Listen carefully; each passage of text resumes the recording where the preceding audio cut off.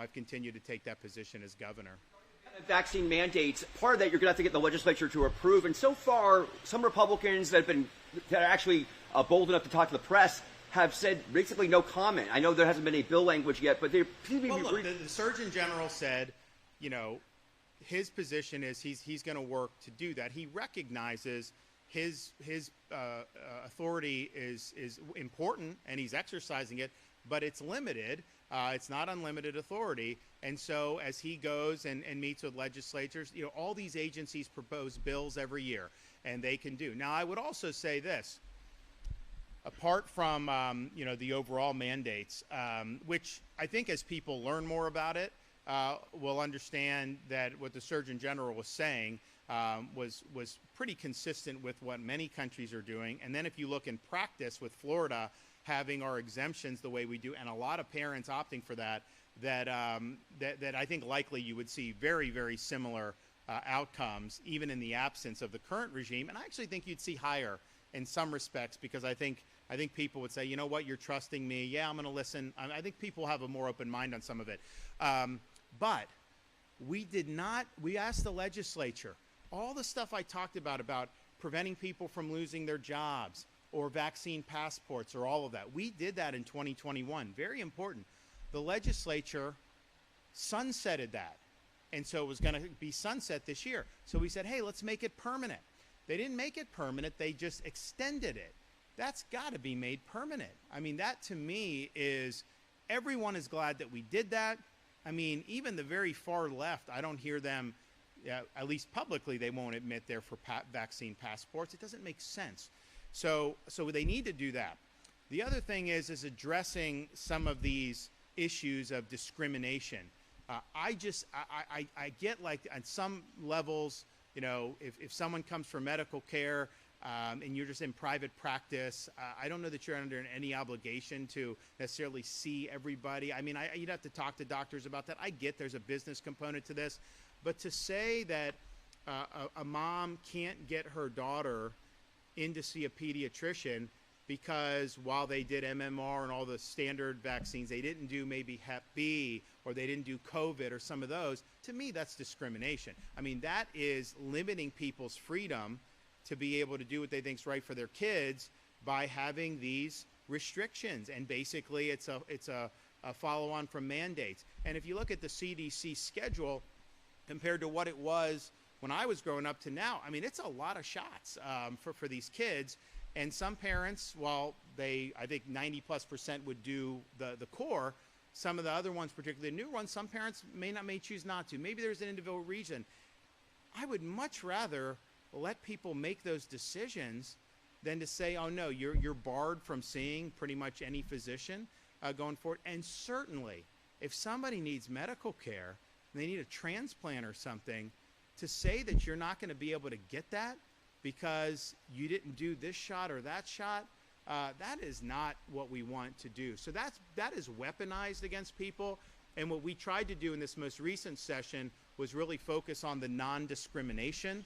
The legislature did not go for that. And I think that, there is some currents in the legislature on both sides of the aisle. I mean, I think the Dems are very, very much, believe in the coercion. But I do think you have some Republicans who their view is that, people should face negative consequences for making different choices in that regard. And I think when you see those examples, you just kind of scratch your head and it's like, guys, you're losing the plot here to allow that. So there's a lot of stuff that's kind of developed since then that I think is problematic. So make the stuff permanent that we've done. I think that's really important.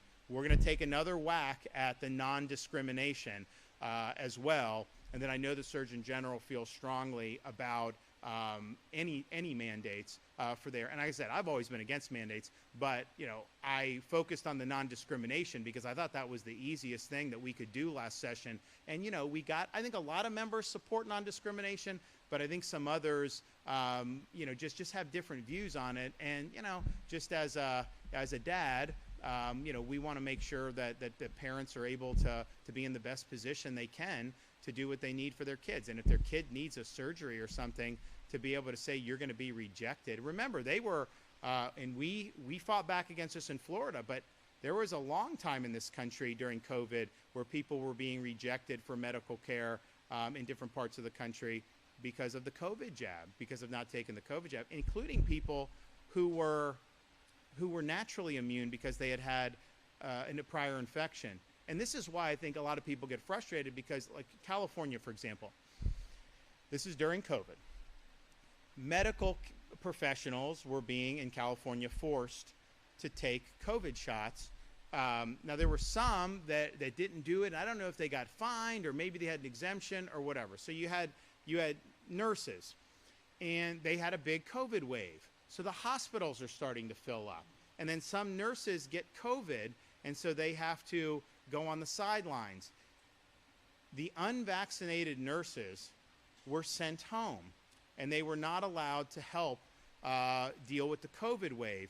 And they actually, because they were shorthanded, brought back nurses who were COVID, who had the vax, but had COVID. They're bringing them back. And I'm just thinking to myself, how nuts is this that they're doing it? A lot of the nurses that didn't take the MNRA already got infected by COVID. And so for them, it's like, they have protection through natural immunity. So it's almost like this has become something that's very political in nature, because if somebody has had a prior infection, it's like when we were kids, like they wanted you to get chicken pox, right? You get it, you get out of the way, and you have natural immunity, lifetime immunity. Well, if you have immunity from that, would you now turn around and take the varicella? I don't think you would do that if you're already naturally immune. But yet that's what they were saying to do. So there's just a lot of things, I think, that people scratch their head with. But ultimately, we know from looking at the experience of other countries that you can have very robust availability and, yes, even uptake on those core vaxes that have been around for a long time without coercing people and without imposing mandates. And that's very clear. And I don't think many people know that. Honestly, I was a little surprised to see that when the Surgeon General told me that. But this is kind of like, remember during COVID, Sweden was open, a lot of Europe was closed. Everyone said Sweden was going to be such a disaster. Oh, it's so bad. They ended up having the lowest excess mortality of any country in Europe during the course of the pandemic. And so, you have these A/B tests, and you can kind of see how things shake out.